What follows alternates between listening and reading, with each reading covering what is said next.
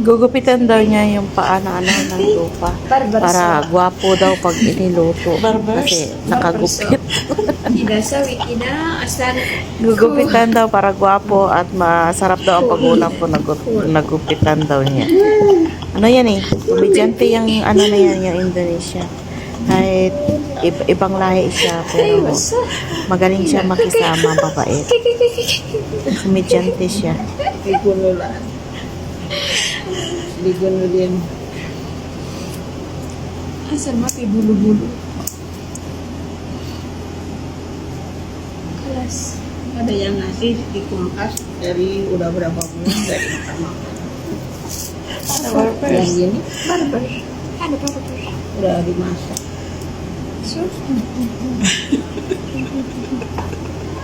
Napagod siya sa kakakagupit ng ano ng tupa. Ay ayan, sinumpong siya sumayaw. O, di ba? Sukiranin eh, bata pa yan siya, 21 years. At ngayon naman, magbalo tayo ng karne. Nano na kasi ako, napagod na ako maglinis ng bahay. Magbinta na lang ako ng ng karne dito sa Saudi. Maglibod, ilako ko. Ilako. Oo, para magkapira. Maraming pera kaya sa kuno. Maraming pera siguro pag nagbenta ako ng karne, ilibot ko. Sisigaw ako ng karne! Karne! O, diba? Ano kami yan, tatlo kaming Indonesian. Yung isa katulong ng kapatid ng amo kong lalaki. Yung isa katulong ng kapatid ng mama ng amo kong lalaki. O, diba?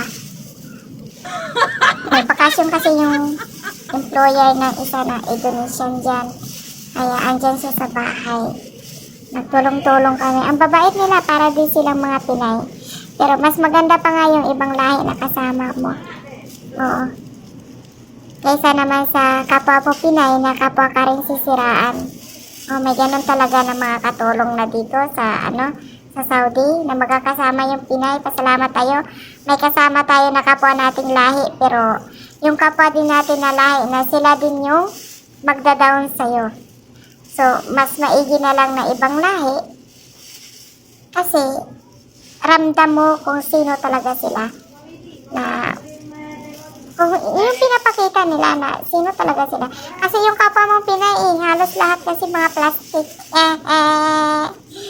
Oo. Katulad ng hawak ko na yan na plastic.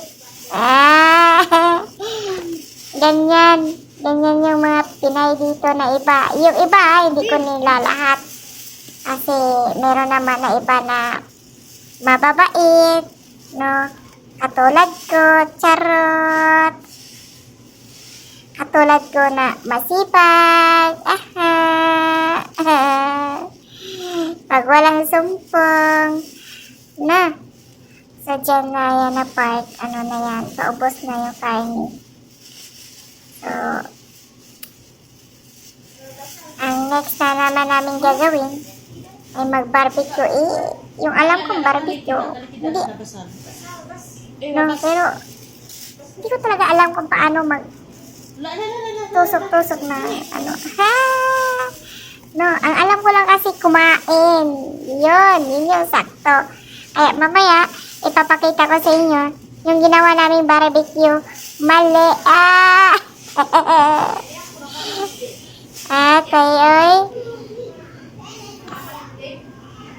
Na yung pala yung mga sili, sibuyas, dapat pala nakasiparate na stick yun.